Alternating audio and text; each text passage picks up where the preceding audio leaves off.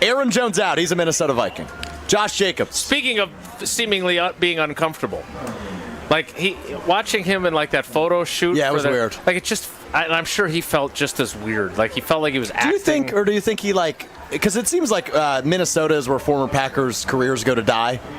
And I think he's very motivated to make sure that he's not one of those. Yeah, I think I agree. I think he's really pissed that things played out the way they did. Yeah. Well, wouldn't you? Yes, absolutely. The general manager made it seem like he was going to bring you back, and then he lowballs you. Hey, guys, as a Packers fan, I'm pretty happy the way it played out. The Packers undeniably upgraded at the running back position this offseason. Josh Jacobs is younger. Seemingly a little bit more durable, but it's that's more the same number of games over the last 5 years. It's pretty much a coin toss, but I think he's a little bit more versatile. At his peak, Jacobs is better. Jacobs led the league in rushing. He was first-team All-Pro, something that Aaron Jones has never done. So at his peak, Josh Jacobs, to me, yes, is better. But we were talking about vibes before. From all accounts, it seems like Josh Jacobs is a really good dude. He does. Seems like he was very much liked in his previous stop out in Las Vegas. Seemed like he is just very well respected. But when you look at what the deal basically is, and it's basically a 1-year, $12.5 million contract with basically 3 options on the back end for the Packers. You're right. Would I have rather just given that money to Aaron Jones and kept the vibes going? I think that's a fair question to ask if you're a Packers fan. It's fair. It's a fair point. He had his best 5-game stretch as a Packer at the end of last season and into the postseason. Was it Jaden Reed? There was an NFL Films thing with Aaron Jones toward the end of the season. They always put out those clips. And I think it was Reed on the sideline came up to Aaron Jones and goes, "Man, you're the guy I love playing for."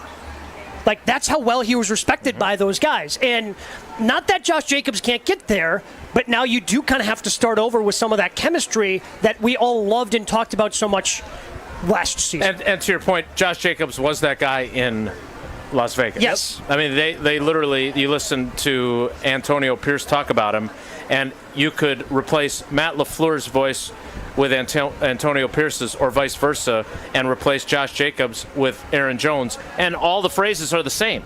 Heart and soul of the team. They both use that phrase. So, look, I don't have any issue with Josh Jacobs. Brazilians might, for him suggesting that it was unsafe to play the game there. That's a good point. But I think he's a good fit. But to your point, the gravitas that Aaron Jones had in that locker room, which is full of very young guys, again, it was already there. In Josh Jacobs' case, he has to build that. Do I think he will? I do. I don't have any question about that. And I think MarShawn Lloyd, who I'm sure we'll get to, is a fascinating player that they have added to their mix because he's unlike all the other guys, but has a little bit of Josh Jacobs and a little bit of Aaron Jones built into his game. Now, he's got to prove it because he's a rookie, but I don't. If I were a Packers fan, I would not have a problem with what they have done in the running back room.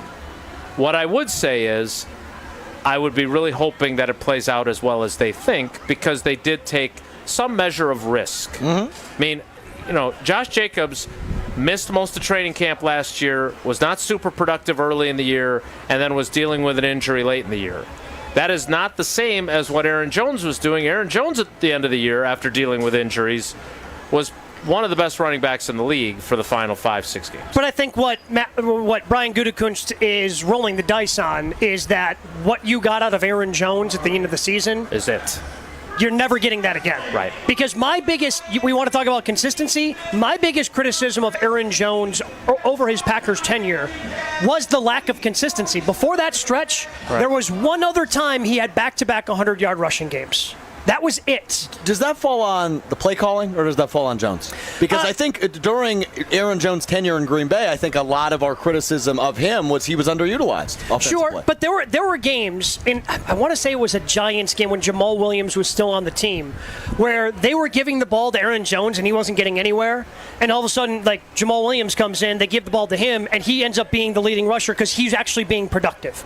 So that's something that is just seared in my mind as a fan of, okay, maybe Jones didn't get the touches even though he had 100 yards last game, but I mean, Jamal Williams just got the same number of touches and like doubled his yardage. Mm-hmm. So part of that is, I think, is a consistency issue with Jones. He was a big-time home run hitter for so much of his career, and you love having that potential. But the run game, while it's nice to have the home run hitter, especially in this, which is a passing league, you want more consistency in that running game. The more consistency in the running game is what's going to open up the passing game, which is what everybody wants to do. So did they do the right thing or not? Because at the beginning of the conversation, you kind of sounded like you said, I believe, not to misquote you, Yep. Was that you'd rather just give that money to Aaron Jones and keep the vibe. But you just made a very convincing argument to have done. I mean, maybe that's what national guys do. They can argue both sides. But you made a convincing argument against yourself. Yeah, no, and that's why I'm conflicted as a fan.